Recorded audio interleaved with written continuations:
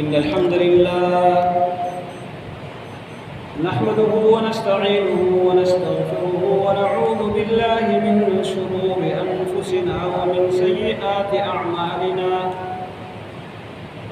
من يهده الله فلا مضل له ومن يضلل فلا هادي له وأشهد أن لا إله إلا الله وحده لا شريك له وأشهد أن محمدًا عبده ورسوله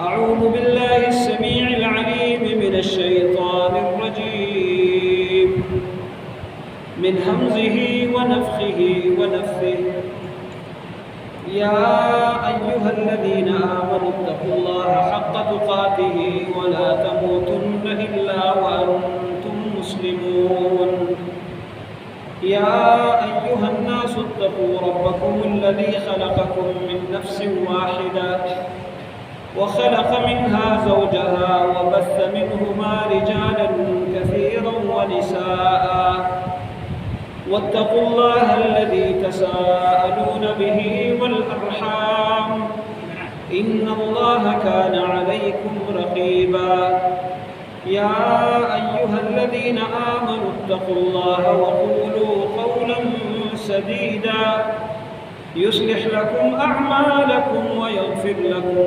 ذنوبكم ومن يطع الله ورسوله فقد فاز فوزا عظيما اللهم صل على محمد وعلى آل محمد كما صليت على إبراهيم وعلى آل إبراهيم إنك حميد مجيد اللهم بارك على محمد وعلى آل محمد كما باركت على إبراهيم وعلى آل إبراهيم إنك حميد مجيد لقد رضي الله عن المؤمنين إذ يبايعونك تحت الشجرة فعلم ما في قلوبهم فأنزل السكينة عليهم وأثابهم فتحا قريبا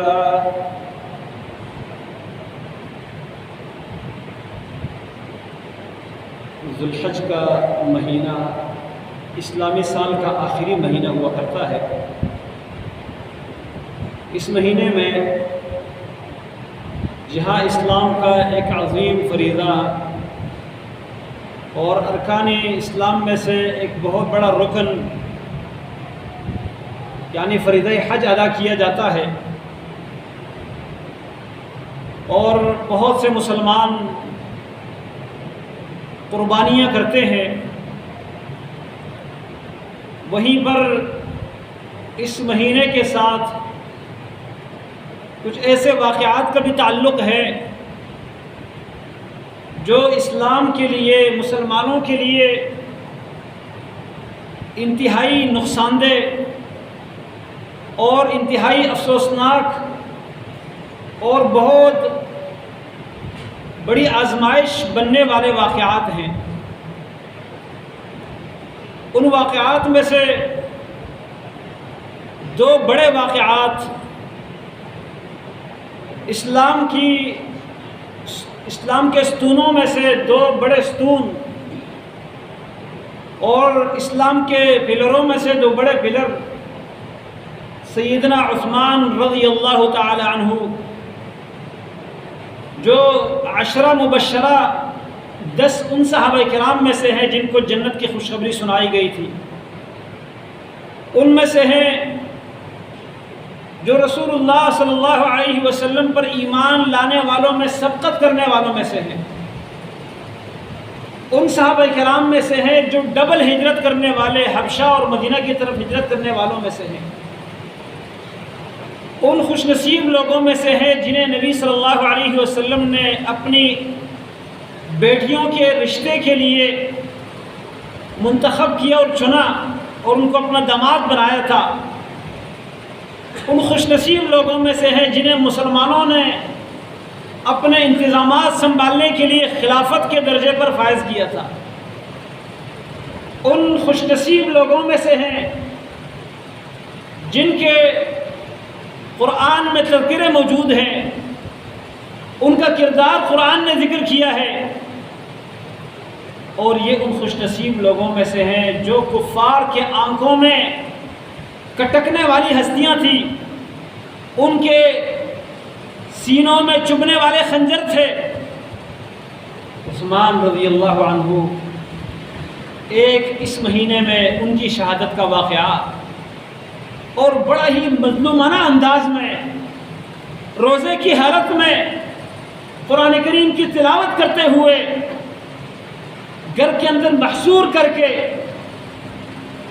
اس صحابی کو جس انداز سے سفاکی کے ساتھ قتل کیا گیا، یہ واقعہ اس مہینے کے ساتھ وابستہ ہے۔ اور دوسرا واقعہ جو اس مہینے کے اواخر کے ساتھ تعلق رکھتا ہے، وہ بھی اسلام کے ایک عظیم سپہ سالار خلیفہ ثانی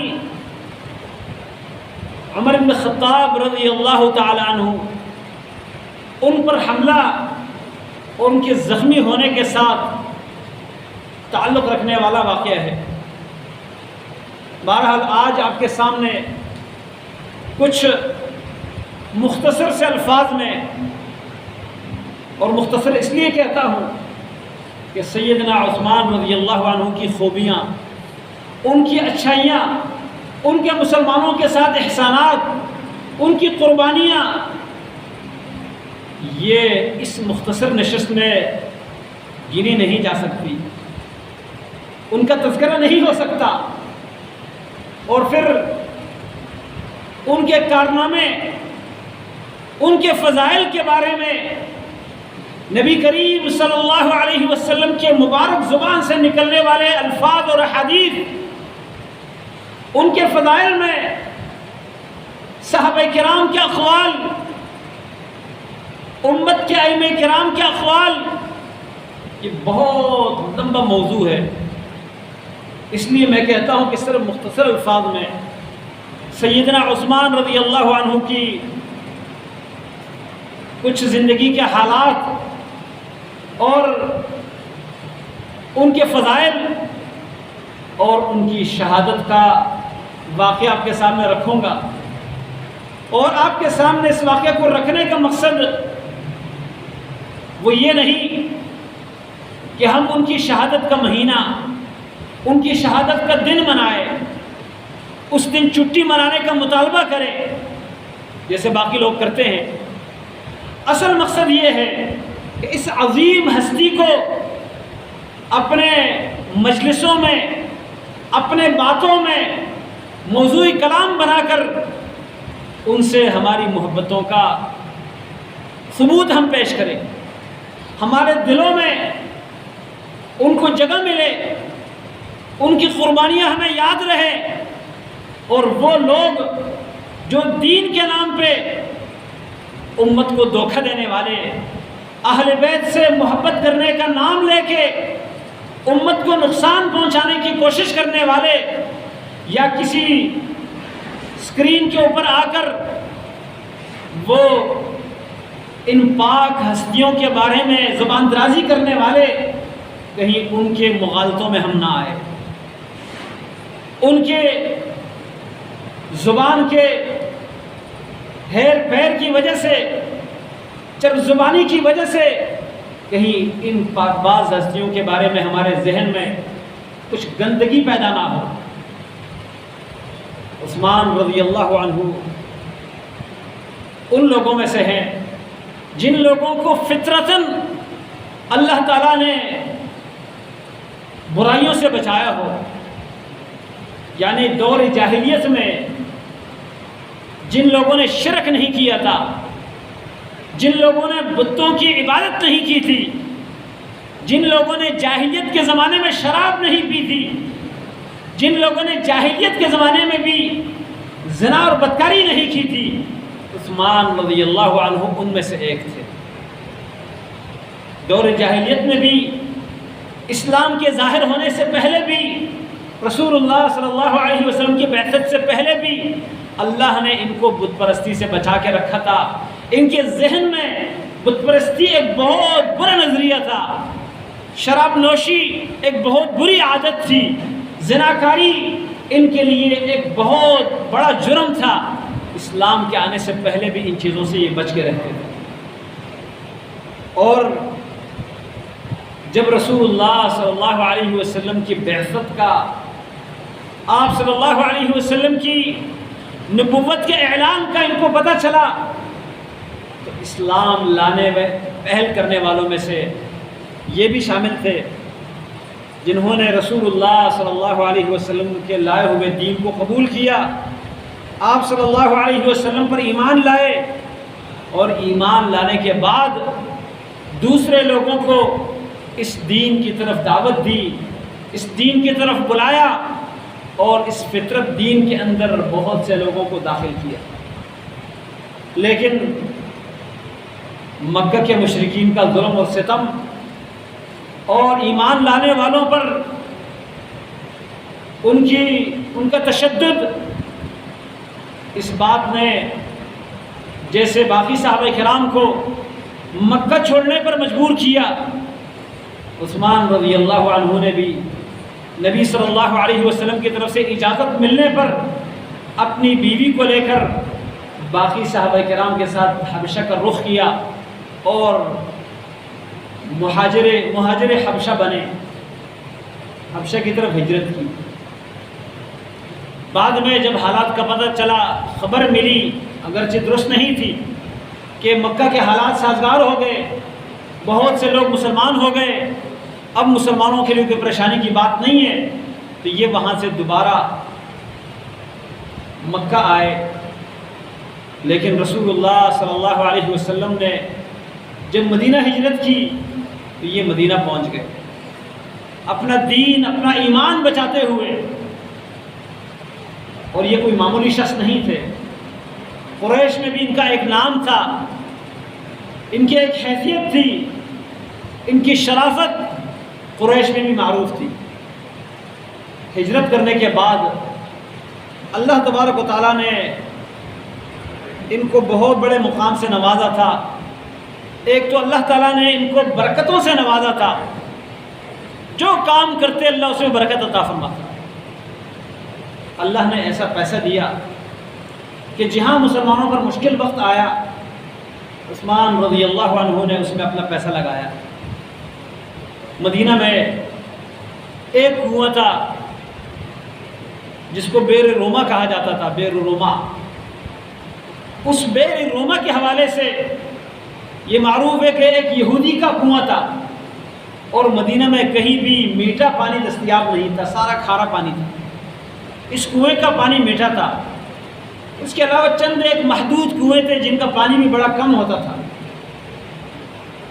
تو اس کنویں کے بارے میں وہ یہودی بڑا کنجوس تھا اور لوگوں کی مجبوری سے غلط فائدہ اٹھاتا تھا. اس کو پتہ تھا کہ میرے کنویں کا پانی میٹھا ہے، اس کو پینے کے لیے لوگ ہر قیمت ادا کرنے کو تیار ہیں. مدینہ میں تنگی بھی تھی. رسول اللہ صلی اللہ علیہ وسلم نے اعلان کیا کہ کون ہے جو اس کنویں کو خریدے اس کے لیے جنت ہے. اس موقع پر حضرت عثمان رضی اللہ عنہ کھڑے ہوئے، فرمایا اللہ کے نبی صلی اللہ علیہ وسلم میں اس کنویں کو خریدنے کے لیے تیار ہوں، اگر مجھے اس کے بدلے میں جنت ملتی ہے اس کی کوئی بھی قیمت ہو میں ادا کرنے کو تیار ہوں. عثمان رضی اللہ عنہ نے اس کنویں کی قیمت ادا کر دی اور جنت کے سوداگر بنے، اور اس کنویں کو خرید کے اعلان کیا کہ یہ کنواں تمام مسلمانوں کے لیے وقف ہے. عثمان بھی ان مسلمانوں میں سے ایک ہے جو اپنی باری پر اس میں سے پانی لے سکتا ہے، ورنہ ان کی اس میں کوئی ملکیت نہیں ہے. جیسے ایک ادنا مسلمان اس کنویں میں سے پانی لینے کا حق رکھتا ہے، ویسے ہی عثمان اس میں سے پانی لے سکتا ہے، ورنہ اس پر عثمان کی ملکیت نہیں ہوگی، کیونکہ اس کے بدلے میں نے جنت کا سودا کیا. عثمان رضی اللہ عنہ نے اس موقع پہ بڑی قربانی دی. اس کے بعد غزوہ تبوک کے لیے نبی کریم صلی اللہ علیہ وسلم نے اعلان کیا سخت گرمی ہے، سفر بڑا دور ہے، سواریاں کم ہے، دشمن بڑا مضبوط ہے، رومیوں کے خلاف غسان بادشاہ کے مقابل میں ہم نے میدان میں اترنا ہے، ان کے پاس ساری تیاریاں موجود ہیں۔ اب اس لشکر کے لیے ہمیں فنڈ چاہیے، ہتھیار چاہیے، سواریاں چاہیے۔ کون ہے جو اس تنگی والے لشکر میں اپنا مال پیش کرے اور اس کو اس کے بدلے میں جنت ملے؟ عثمان نے کہا جنت مجھے چاہیے۔ مال خرچ کیا، اپنے اونٹوں کے اوپر لدا ہوا سامان سب کچھ اللہ کے نبی صلی اللہ علیہ وسلم کی خدمت میں پیش کیا اور جنت کو خریدا۔ اللہ اکبر، اتنا مال لگایا کہ نبی صلی اللہ علیہ وسلم کو یہ کہنا پڑا کہ ما علی عثمان ما عمل بعد هذا اليوم، عثمان آج کے بعد کوئی بھی نیکی نہ کرے، ان کو کوئی نقصان نہیں ہوگا۔ عثمان رضی اللہ عنہ کی یہ قربانیاں، لیکن اللہ اکبر، وقت بدلتا رہتا ہے، احسان کرنے والا اس کے احسانات کو لوگ بھلا دیتے ہیں۔ دنیا میں ایسے نمک حرام لوگ بھی موجود ہوتے ہیں۔ وہ دن بھی آیا کہ صلح حدیبیہ کے موقع پر مکہ کے مشرکین نے نبی صلی اللہ علیہ وسلم کو حدیبیہ کے مقام پر، جب آپ اپنے صحابہ کرام کو لے کے مکہ عمرہ کرنے کے لیے جا رہے تھے، اپنے ساتھ ہدی لے کر بیت اللہ کے اندر یعنی مکہ کے اندر اپنے جانور ذبح کر کے لوگوں کو کھلانے کے لیے لے کے جا رہے تھے، احرام باندھے ہوئے، مکہ کے مشرکین راستے میں آئے اور ڈٹ گئے، کہنے لگے آپ کو جانے نہیں دیں گے۔ نبی علیہ السلام نے بڑی کوشش کی سمجھانے کی، بھائی ہم کوئی لڑنے کے لیے نہیں آ رہے، ہم احرام باندھے ہوئے ہیں، ہمارے پاس ہتھیار نہیں ہے، اور ہتھیار اگر ہیں بھی تو وہ لڑنے کے لیے نہیں ہے، ہم صرف عمرہ کرنے جا رہے ہیں۔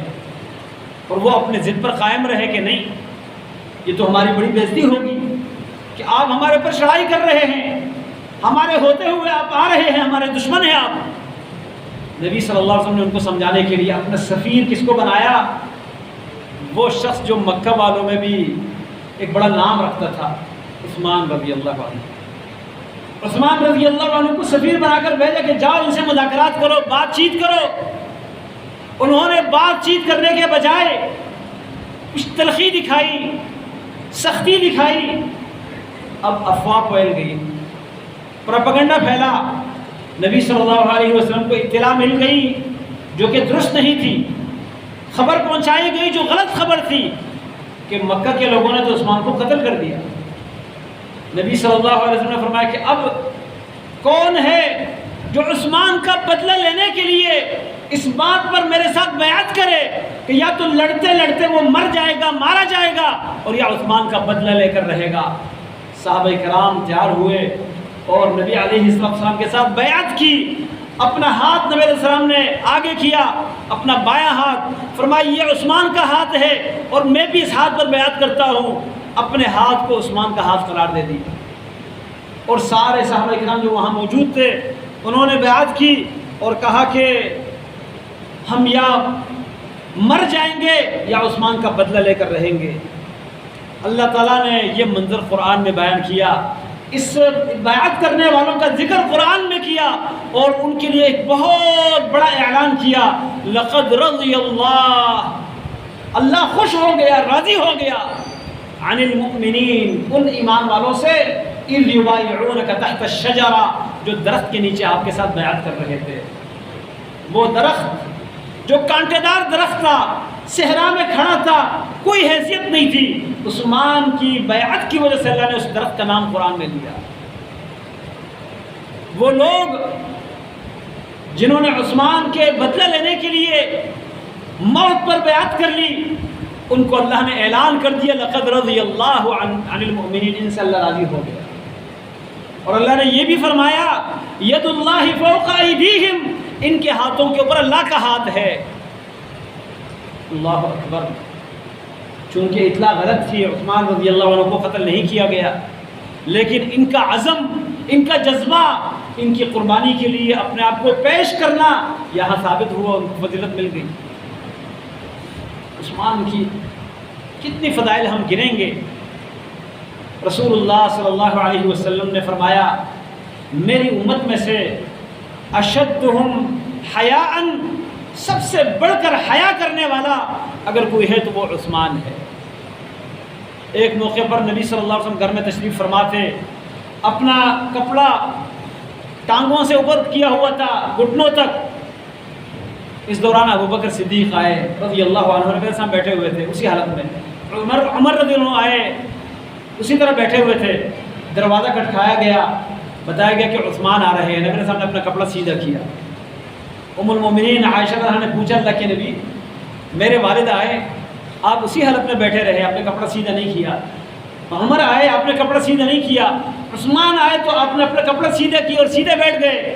فرمایا اس شخص سے میں حیا کیوں نہ کروں جس سے فرشتے حیا کرتے ہیں.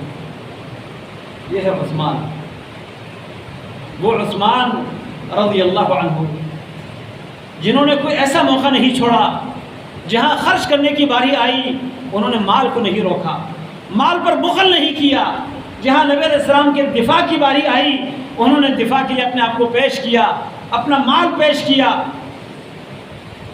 اور جہاں مسلمانوں پر مشکل وقت آیا، عمر رضی اللہ عنہ کا دور ہے، مدینہ میں قحط ہے، دور دراز سے جو سامان آتا ہے وہ سیکنڈوں کے اندر بک جاتا ہے اور کچھ کھانے پینے کے لیے ہے نہیں.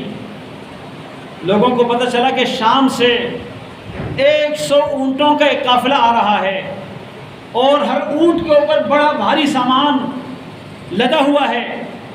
مدینہ کے تاجر خوش ہو گئے کہ چلے یہ مال ہم خرید لیں گے، ہمیں منافع بھی مل جائے گا اور لوگوں کی ضرورت بھی پوری ہو جائے گی. لوگوں کے پاس خریدنے کی طاقت تھی، سامان نہیں تھا کھانے پینے کا. جب وہ سامان مدینہ کے قریب آنے لگا، لوگ تاجر عثمان رضی اللہ عنہ کے ساتھ بولی لگوانے کے لیے گئے. ایک نے کہا عثمان جو سامان آ رہا ہے مجھ سے اس کا سودا کر لو، 1 درہم کے بدلے 2 درہم لے لو، ڈبل منافع لے لو. عثمان نے کہا نہیں، اس کا میں سودا کر چکا ہوں، زیادہ پر بات ہوئی ہے. دوسرا آیا، اس نے کہا 3، 1 درہم کے بدلے میں 2 لے لو، یعنی 1 درہم کے بدلے میں 3، 4، 5 آدھا منافع.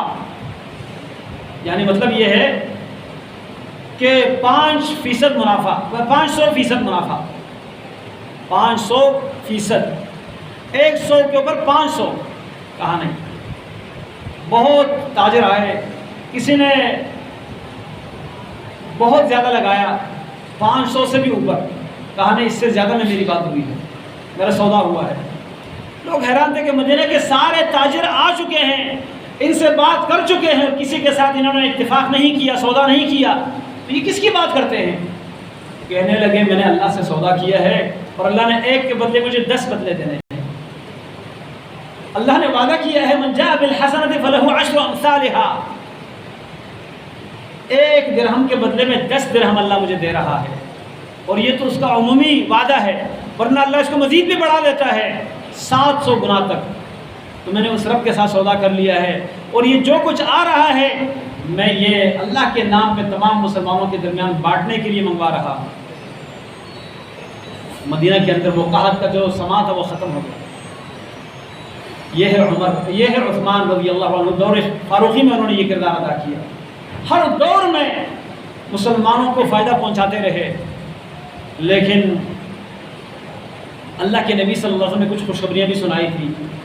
کئی مقامات پر جنت کی خوشخبریاں، جیسے پہلے ہم نے ذکر کیا بیل العلماء کو خریدا جنت کے بدلے میں، جیش العسرہ کی تیاری کی، غزوہ تبوک کے لشکر کی جنت کے بدلے میں. اب یہاں پر ایک اور موقع رسول اللہ صلی اللہ علیہ وسلم احد کے پہاڑ پر ہے، ساتھ ابوبکر بھی ہے، عمر بھی ہے رضی اللہ عنہما، عثمان بھی ہے رضی اللہ عنہ. احد پہاڑ پر ایک زلزلہ آیا، لرزنے لگا. نبی علیہ السلام نے فرمایا اثبت احد، احد رک جا، تھم جا، فإن علیک نبی وصدیق وشہیدین. اے احد کے پہاڑ تھم جا، تیرے اوپر ایک نبی ہے، ایک صدیق ہے اور دو شہید ہیں، ایک شہید عمر اور دوسرے شہید عثمان. عائشہ صدیقہ رضی اللہ عنہا فرماتی ہے کہ نبی صلی اللہ علیہ وسلم گھر میں تشریف فرما تھے. عثمان رضی اللہ عنہ نے دروازہ کھٹکھایا، داخل ہوئے. نبی علیہ السلام لمبی بات چیت کرنے لگے، بڑے ٹائم تک لگے ہوئے سرگوشی کر رہے تھے. آخر میں فرمایا کہ عثمان یاد رکھنا آپ کو اللہ تعالیٰ ایک قمیص پہنائے گا اور یہ لوگ آپ سے وہ قمیص اتروانے کی کوشش کریں گے، لیکن آپ نے ڈٹ کر رہنا ہے، صبر کرنا ہے یہاں تک کہ آ کے مجھے ملو. یہ قمیص خلافت کی قمیص تھی، لوگ اس کو اتارنا چاہتے تھے، خلافت ان سے چھیننا چاہتے تھے اور وہ چھوڑنے کے لیے تیار تھے، لیکن صرف اس وجہ سے تیار نہیں تھے کہ نبی علیہ السلام نے وصیت کی تھی کہ اس قمیص کو آپ نے اتارنا نہیں. عمر رضی اللہ عنہ کو شہید کیے جانے کے بعد فتنوں کے دروازے کھلے. مدینہ کے اندر وہ فتنے پھیل گئے کہ جس میں بڑے بڑے بہہ گئے، پروپیگنڈے، غلط افواہیں. ان میں عثمان رضی اللہ عنہ کی شہادت کا واقعہ بھی ایک بہت بڑا افسوسناک واقعہ ہے. اور پروپیگنڈا ایک ایسی چیز ہے، جھوٹے افواہوں پر یقین رکھنا جو نظام کو برہم کر دیتا ہے، یہ پروپیگنڈا. اس لیے ہر مسلمان کو چاہیے کہ ہر سنی سنائی بات پر یقین نہ کرے. نبی علیہ السلام اس لیے فرماتے ہیں کفا بالمرء کذبا ان يحدث بكل ما سمع. ہر سنی سنائی بات پر یقین کرنا یہ جھوٹا ہونا آدمی کے لیے کافی ہے. عثمان رضی اللہ عنہ کو خلافت ملنے کے بعد اور اتفاقی طور پر تمام مسلمانوں نے ان کو خلیفہ بنایا، بیعت کر لی. لیکن عبداللہ ابن سبا جو یہودی تھا، اسلام کا لبادہ اوڑھ کر مسلمانوں کو نقصان پہنچانا چاہتا تھا، اسلام کو وہ ختم کرنا چاہتا تھا، اور اس کو ختم کرنے کے لیے اس نے پلاننگ یہی بنائی کہ جو اسلام کے بڑے بڑے ستون ہیں ان کو گرایا جائے. سب سے پہلے عمر رضی اللہ عنہ کو راستے سے ہٹایا. اسی سازش کا نتیجہ تھا. ایک مجوسی کو استعمال کیا، فیروز ابو لولو. اس ظالم نے فجر کی نماز میں، جیسے انشاءاللہ آئندہ ہم تذکرہ کریں گے، عمر رضی اللہ عنہ پر حملہ کیا. ان کے شہادت کے بعد خلافت کے لیے موزون انسان اگر کوئی تھے تو عثمان تھے.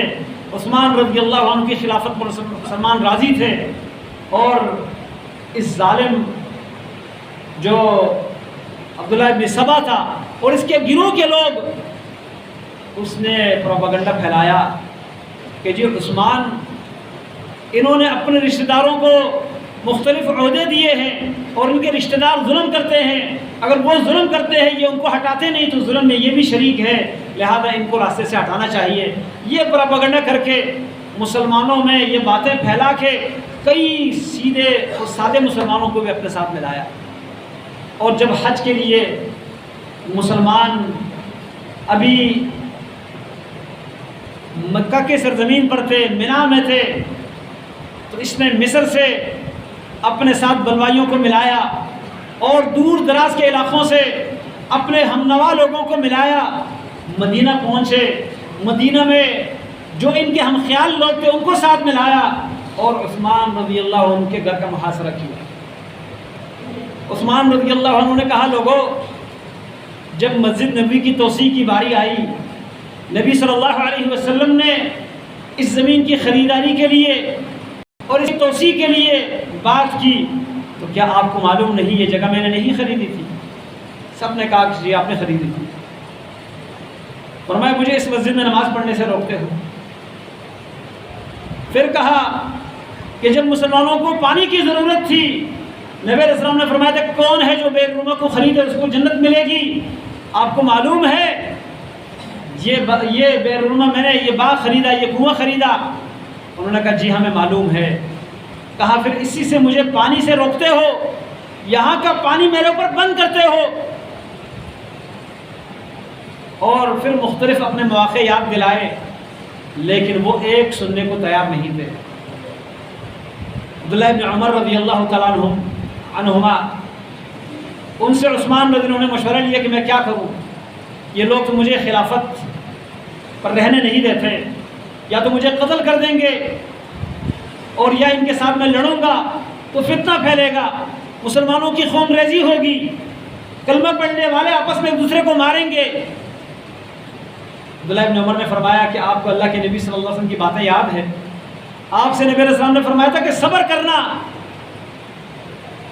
بہرحال یہ ایک لمبی داستان ہے اور بہت افسوسناک، دل دکھانے والا واقعہ، لیکن ٹائم کے اختصار کی وجہ سے میں بس آخری باتیں آپ کے سامنے رکھتا ہوں۔ عثمان رضی اللہ عنہ نے خواب دیکھا، اور خواب میں دیکھتے ہیں نبی صلی اللہ علیہ وسلم اپنی بیوی کو یہ خواب بیان کیا۔ ان کی بیوی نائلہ کہتی ہے کہ عثمان نے فرمایا، خواب کا ایک جھونکا آیا ان کے اوپر اور بیدار ہوئے، کہنے لگے میں نے خواب دیکھا، میں نے نبی صلی اللہ علیہ وسلم کو دیکھا، ابو بکر عمر بھی ساتھ موجود ہیں، اور نبی علیہ السلام مجھے کہتے ہیں کہ آپ آ کے ہمارے ساتھ افطاری کر لو۔ روزہ رکھا ہوا ہے، قرآن کریم کی تلاوت کر رہے ہیں، اپنے گھر کے اندر محصور، باہر سے کچھ مسلمان مزاحمت کے لیے بھی ان کے دفاع میں تیار ہیں، دروازے پر کسی کو اندر نہیں آنے دیتے، لیکن ان بلوائیوں نے، ظالموں نے دیوار کو پلان کر کے حملہ کیا، عثمان رضی اللہ عنہ کو اس حالت میں شہید کیا کہ وہ روزہ دنیا میں رکھتے ہیں اور اس روزے کے افطار کے لیے اللہ کے جنتوں میں پہنچ جاتے ہیں، اور ان کا خون قرآن کریم کی اس آیت پر فَسَيَكْفِيكَهُمُ اللَّهُ، بڑی پیاری آیت ہے، عن قریب آپ کے مقابل میں ان کے لیے اللہ کافی ہو جائے گا، اس آیات پر یہ خون پڑتا ہے۔ اللہ اکبر۔ اور یہی سے پھر مسلمانوں میں فتنوں کا سلسلہ آگے بڑھا۔ معاویہ رضی اللہ عنہ شام میں تھے، عمر رضی اللہ عنہ کے زمانے سے وہ وہاں کے گورنر تھے، ان کی بہن عثمان رضی اللہ عنہ کی بیوی، وہ اپنے شوہر کو بچانے کے لیے اٹھی، آگے بڑھی، ان کی انگلیاں کاٹ دی گئی، انہوں نے اپنی انگلیاں اپنے بائی تک پہنچا دی، انگلیاں وہاں جب پہنچ گئی تو ان کو طیش آیا، غصہ آیا، اور وہ خلیفہ وقت عثمان رضی اللہ عنہ کے انتقام لینے کے لیے، قصاص لینے کے لیے سرگرم ہوئے، اپنے لشکر کو وہاں سے تیار کیا کہ ہم ان بلوائیوں سے بدلہ لیں گے، اور ان بلوائیوں نے یہاں مدینہ میں دوسرا فساد کھڑا کر دیا۔ علی رضی اللہ عنہ کے پاس گئے کہ آپ ہم سے بیعت لو، آپ ہمارے خلیفہ ہیں، انہوں نے کہا میں بیعت کیسے لوں، حالات کیسے ہیں، میں بیعت نہیں لے سکتا، لوگ کہیں گے کہ انہوں نے اپنی خلافت لینے کے لیے عثمان کو مروایا، اور میں اس جرم کا حصہ نہیں بننا چاہتا، اس الزام کے لیے اپنے آپ کو میں تیار نہیں کر سکتا۔ انہوں نے کہا ٹھیک ہے، اگر آپ نہیں کریں گے تو ہم پھر دوسروں کے پاس جاتے ہیں۔ اس وقت جو کبار صحابہ موجود تھے ان کے پاس گئے، کوئی بھی بیعت کرنے کے لیے، بیعت لینے کے لیے تیار نہیں تھے، خلیفہ بننے کے لیے تیار نہیں تھے۔ انہوں نے پھر علی سے کہا کہ اب ہم سب کو قتل کریں گے، آپ کو بھی اور یہ دوسرے جو بڑے بڑے موجود ہیں صحابہ کرام۔ علی رضی اللہ عنہ اس بات سے گھبرائے کہ بہت فساد پھیلے گا، چلے حالات کو کنٹرول کرنے دے، اس کے بعد ہم انتقام لے لیں گے۔ انہوں نے بیعت لے لی۔ اب وہاں سے جھوٹی اطلاعات پہنچا کر کہ جی یہ قتل جو ہے ایک سازش کے تحت ہوا اور یہ علی نے کروایا اعوذ باللہ، اور انہوں نے اپنے خلافت کے لیے سب کچھ کیا۔ اب غلط فہمیاں پھیل گئی، سچ جو ہے وہ سامنے آنے سے پہلے اتنا جھوٹ پھیلایا جاتا تھا کہ سچ پہنچنے سے پہلے بڑے نقصانات کا سامنا کرنا پڑتا تھا، اور آج تک بھی وہ فساد ختم نہیں ہوا، آج تک۔ لیکن میرے مسلمان بھائیوں، یہ صحابہ کرام وہ ہستیاں ہیں جن کا ذکر قرآن میں موجود ہے، اور قرآن میں ایسے الفاظ سے ان کا ذکر موجود ہے۔ اللہ نے فرمایا اولئک ھم الصادقون، یہ ایمان میں سچے تھے، وَكُلًّا وَعَدَ اللَّهُ الْحُسْنَى، اللہ نے سب سے جنت کا وعدہ کیا ہے۔ اللہ نے فرمایا اولئک هم المفلحون، یہ کامیابی پانے والے ہیں۔ اولئک هم الراشدون، یہ سیدھی راہ کو اختیار کرنے والے ہیں۔ اللہ تعالیٰ نے فرمایا رضی اللہ عنہم ورضوا عنہ، اللہ ان سے راضی، یہ اللہ سے راضی۔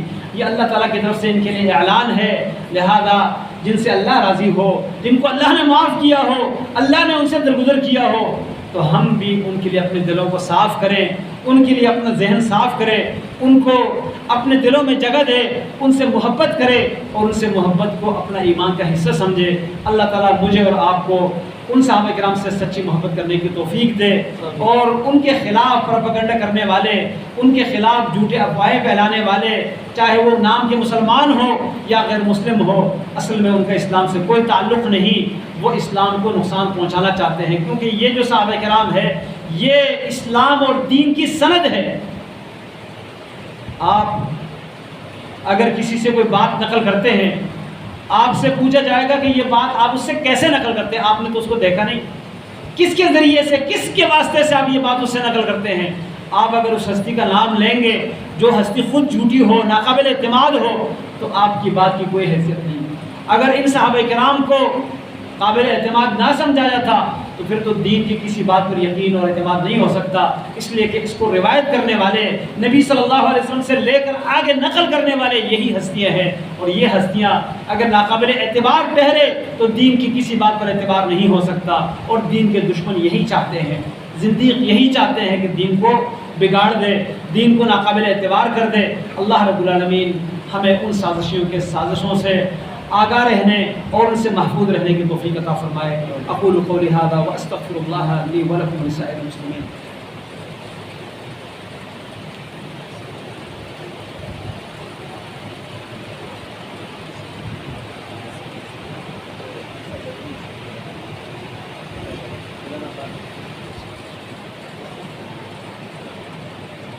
إن الحمد لله نحمده ونستعينه ونستغفره ونعوذ بالله من شرور أنفسنا ومن سيئات أعمالنا، من يهده الله فلا مضل له ومن يضلل فلا هادي له، وأشهد أن لا إله إلا الله وحده لا شريك له، وأشهد أن محمدا عبده ورسوله.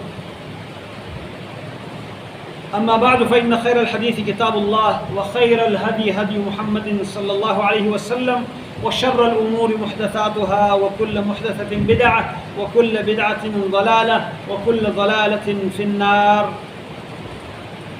اللهم صل على محمد وعلى آل محمد كما صليت على إبراهيم وعلى آل إبراهيم إنك حميد مجيد.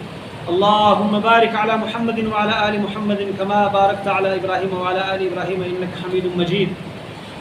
بہت سارے مسلمانوں نے دعاؤں کی درخواست کی ہے، کچھ لوگوں نے موبائل پر رابطہ کر کے اپنے مریضوں کے لیے دعاؤں کی درخواست کی ہے، کچھ ایسے بھی بیمار ہیں جو ہم نہیں جانتے، اللہ تعالیٰ کو سارے معلوم ہے۔ اللہ تمام بیماروں کو شفا کاملہ عاجلہ عطا فرما دے۔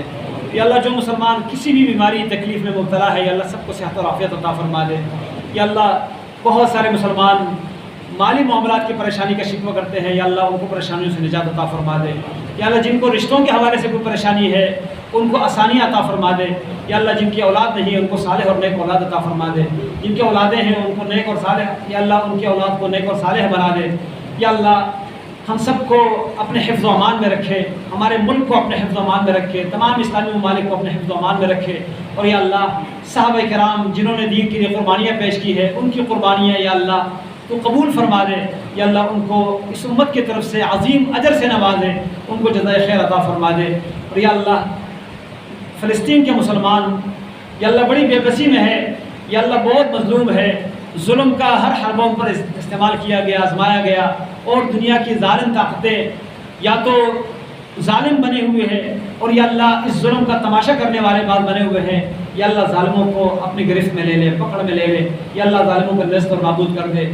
یا اللہ جو اس ملک کو نقصان پہنچانا چاہتے ہیں، اس ملک کے خلاف یا اللہ جو اس میں بے دینی پھیلانا چاہتے ہیں، بدامنی پھیلانا چاہتے ہیں، اور یہاں پر اسلام کو کمزور کرنا چاہتے ہیں، دین کو اور اسلام کو یہاں نقصان پہنچانا چاہتے ہیں، فحاشی، بے حیائی، بے دینی اور اسی طرح الحاد پھیلانا چاہتے ہیں، یا اللہ ان کے شر سے اس ملک کو محفوظ کر دے۔ یا اللہ اس ملک کو امن اور ایمان کی فضا سے نواز دے، یا اللہ اس ملک کو ایسی قیادت عطا فرما دے جو اس ملک کے لیے، اسلام کے لیے خیرخواہ اور ہمدرد ہو، یا اللہ ہم سب کی حفاظت فرما دے، یا اللہ ہم سب کی حفاظت فرما دے، ہم سب کے گناہوں کو معاف کر دے۔